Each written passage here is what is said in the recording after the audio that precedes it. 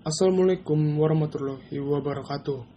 Shalom, Om Swastiastu, Nama Budaya, Salam Kebajikan. Di sini saya akan mempresentasikan hasil ujian akhir semester saya dengan mata kuliah Bahasa Indonesia dengan judul Wajah Potret Hukum di Indonesia dengan kelas 2 IHPA bersama dosen pengampu Haryani Kustia, SPD, MPD. Saya akan memperkenalkan diri saya. Nama saya Joseph Vincentius Ferrer Manihuruk dengan NPM 2351122. Pertama-tama, saya akan menjelaskan pengertian hukum secara universal. Pengertian hukum secara universal adalah peraturan atau adat yang secara resmi dianggap mengikat yang dikukuhkan oleh penguasa atau pemerintah. Hukum juga meliputi aturan berupa undang-undang serta peraturan terkait, kaidah dalam masyarakat, dan keputusan ditetapkan oleh penegak hukum. Berikutnya, saya akan menjelaskan pengertian hukum menurut para ahli. Pengertian hukum menurut Immanuel Kant. Menurut Immanuel Kant, hukum adalah keseluruhan syarat berkehendak bebas dari orang untuk dapat menyesuaikan diri dengan kehendak bebas dari orang lain, dengan mengikuti peraturan tentang kemerdekaan. Selanjutnya, saya akan memberitahu, hukum memiliki beberapa fungsi, yakni yang pertama, pembuatan norma-norma, baik yang memberikan peruntukan ataupun yang menentukan hubungan orang perorangan. Yang kedua, penyelesaian sengketa-sengketa. Yang ketiga, menjamin kelangsungan kehidupan masyarakat, serta terutama saat terjadi perubahan dalam masyarakat.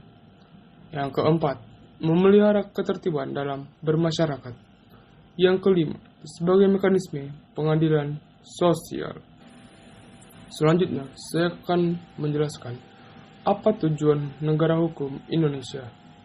Jadi, menurut pasal 1 ayat 3 Undang-Undang Dasar Negara Republik Indonesia tahun 1945, amandemen ketiga menjelaskan negara Indonesia adalah negara hukum.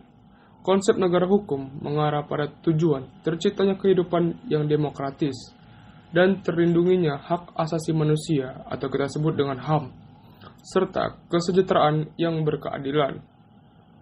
Macam-macam hukum yang ada di Indonesia. Pertama, penggolongan hukum menurut sumbernya, yang berisi tentang hukum undang-undang yang artinya tercantum dalam peraturan perundang-undangan. Selanjutnya, hukum kebiasaan atau adat istiadat, yang artinya terletak di dalam peraturan kebiasaan adat. Selanjutnya, hukum traktat, yang artinya yang ditetapkan oleh negara di dalam suatu perjanjian antar negara. Yang ketiga dan yang terakhir adalah jurisprudensi, yang artinya hukum yang diambil dari putusan hakim terdahulu.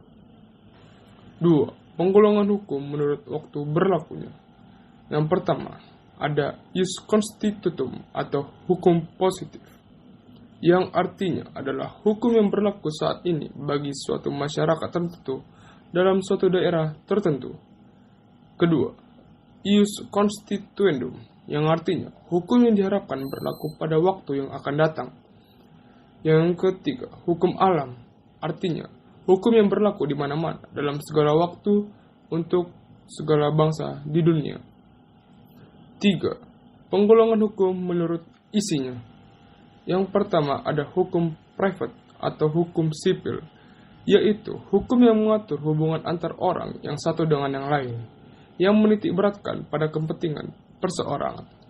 2. Hukum publik atau hukum negara, yang artinya hukum yang mengatur hubungan negara dengan alat perlengkapan atau hubungan negara dengan perseorangan.